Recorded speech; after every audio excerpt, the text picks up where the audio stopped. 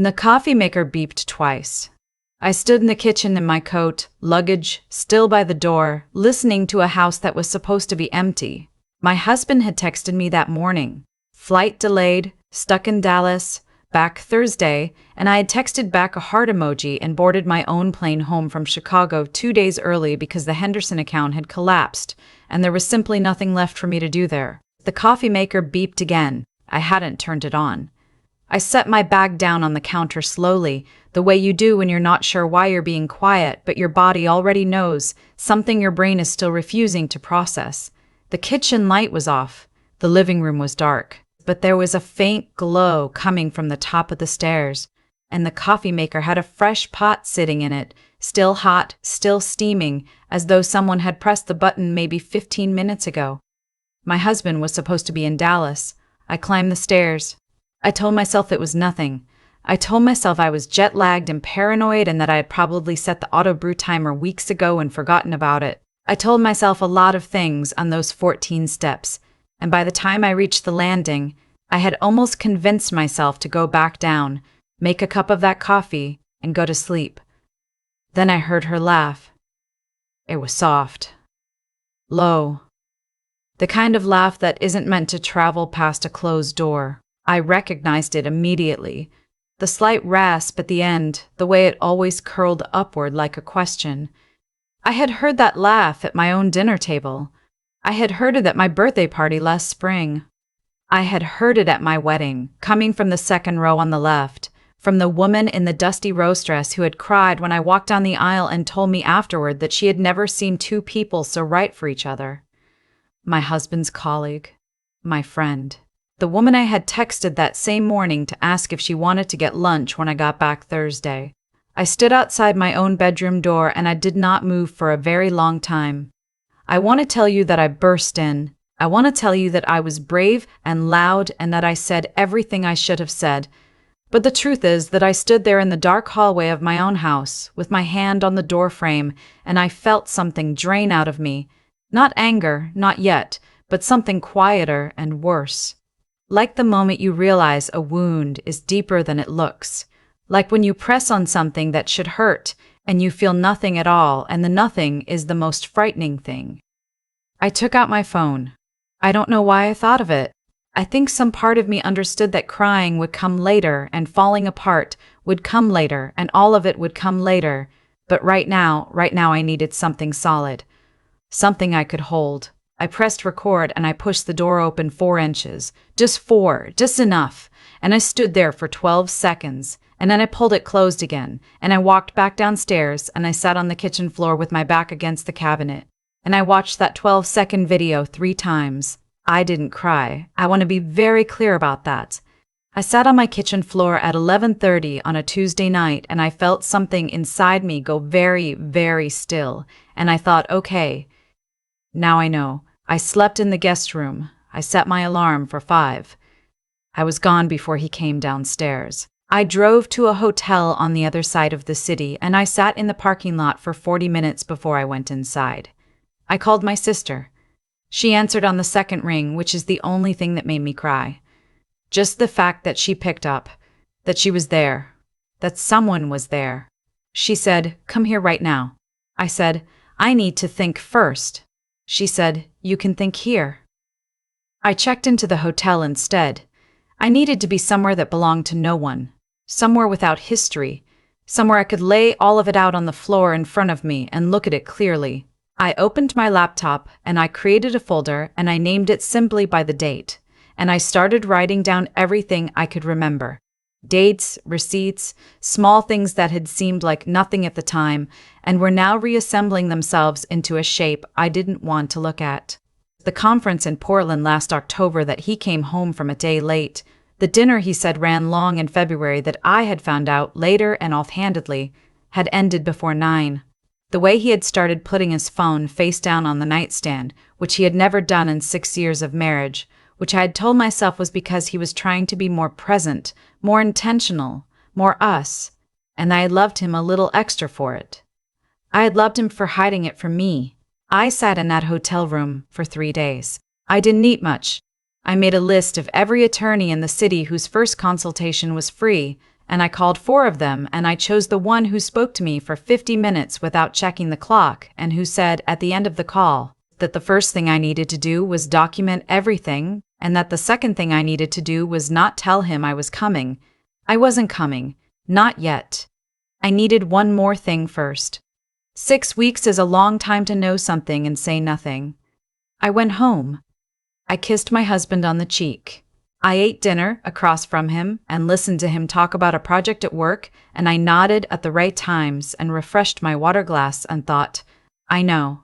I started keeping notes on my phone in a folder behind my banking app, time-stamped and specific. I transferred money in small amounts to an account he didn't know about. Nothing dramatic, just steady, the way you pack for a long trip when you don't know exactly how long you'll be gone. I had coffee with my attorney every other week, and I called her every time something new came up. There was a lot that came up. I want to be honest about something. There was a moment, one night in the 5th week, when he fell asleep on the couch with his arm over his eyes, the way he always did when he was tired, and he looked so ordinary, so familiar, so entirely like the person I had chosen. There was a moment where I thought about walking away from all of it, just letting it go. Pretending I had never come home early that Tuesday, never heard that laugh, never made that folder. I got up and went to bed, and by the morning I was fine again. Fine is the wrong word. I was decided again. There's a difference. It was my attorney's paralegal who found the account. She had been pulling financial records for 3 weeks, and she came to me on a Thursday morning with a printed spreadsheet, and she said, very carefully, that there was a secondary savings account that had been opened 14 months ago under my husband's name alone, with a beneficiary I would not recognize. The beneficiary was my husband's colleague.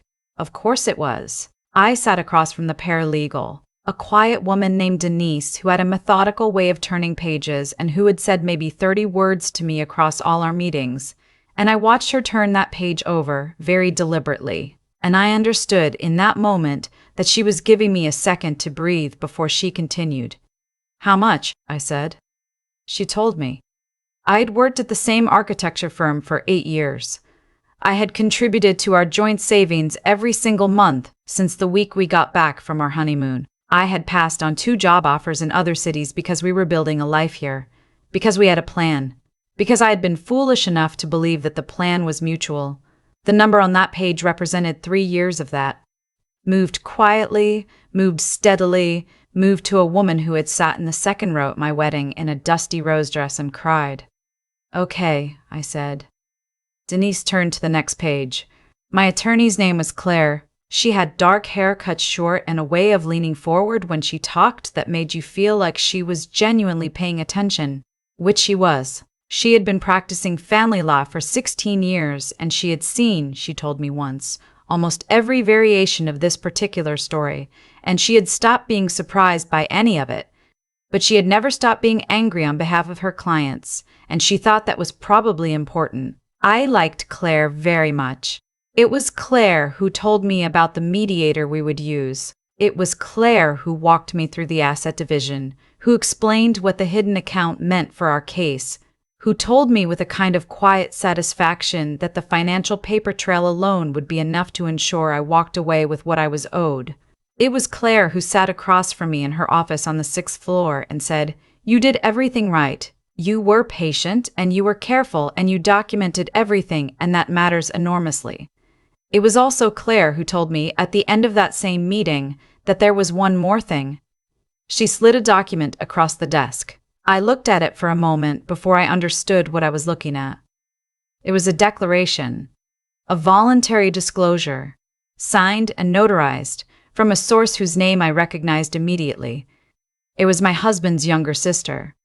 I need to tell you about my sister-in-law, because this part matters. She was 29 years old, and she worked as a financial compliance officer at a mid-sized firm downtown, which is the kind of job that sounds dry until you understand that it means she spent her days looking for exactly the kind of thing her brother had been doing.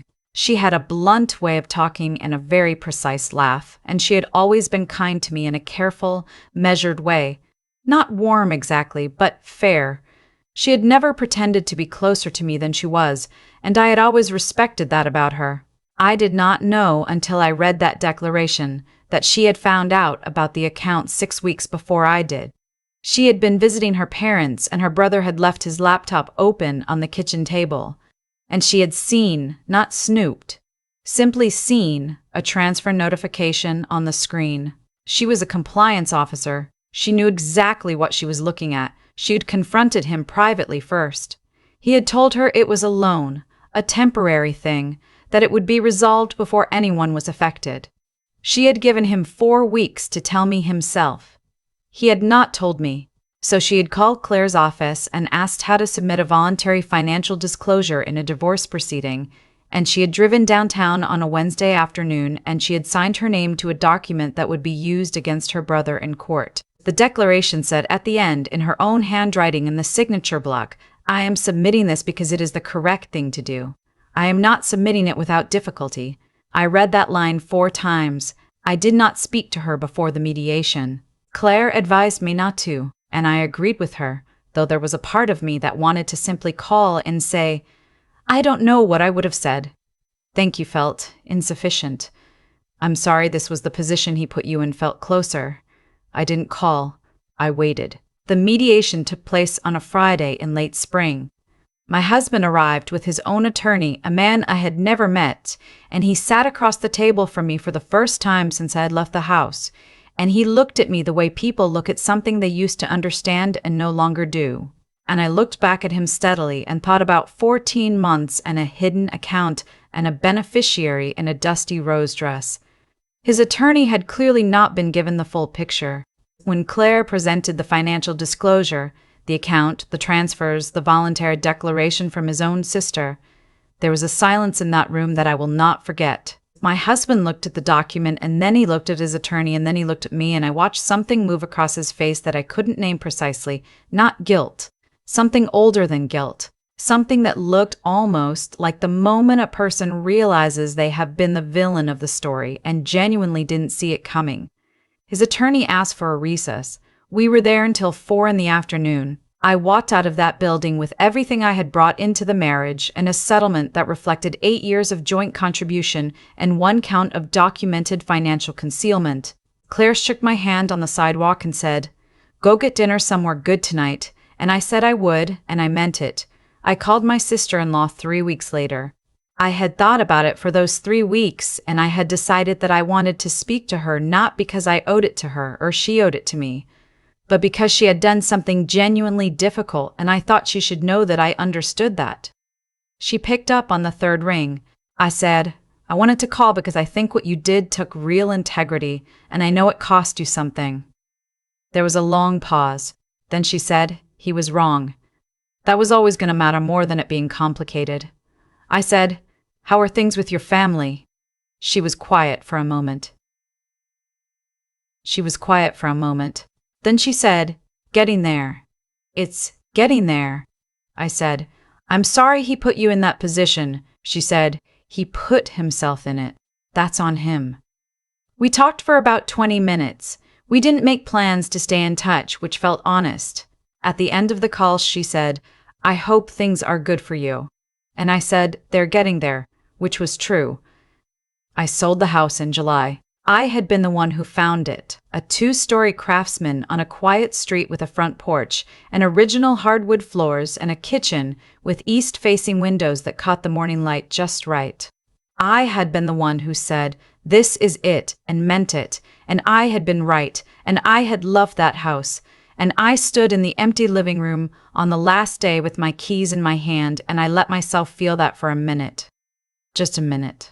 Then I locked the door and left the keys with the realtor and drove to my new apartment on the other side of the city, where my sister had helped me put up curtains the week before, and where there were boxes I still hadn't unpacked, and a coffee maker I had bought for myself that beeped once. Clean and simple, and meant only that the coffee was ready. I have a good attorney and a job I'm good at and a sister who picks up on the 2nd ring. I have a folder on my laptop still named by date that I haven't opened in months but haven't deleted either. Because some things are worth keeping, not to look at, but simply to know they're there. I don't think often about the woman in the dusty rose dress. I don't have to. But I think sometimes about a compliance officer who sat down at a notary's desk on a Wednesday afternoon and signed her name to a document she didn't have to sign, who wrote in her own handwriting that she was doing the correct thing and that the correct thing was not without difficulty. And I think that's what integrity actually looks like. Not easy, not painless, just clear. The coffee maker beeped this morning and I poured a cup and stood at my east-facing window in my own apartment in my own life and watched the light come in. And it was enough. It was more than enough.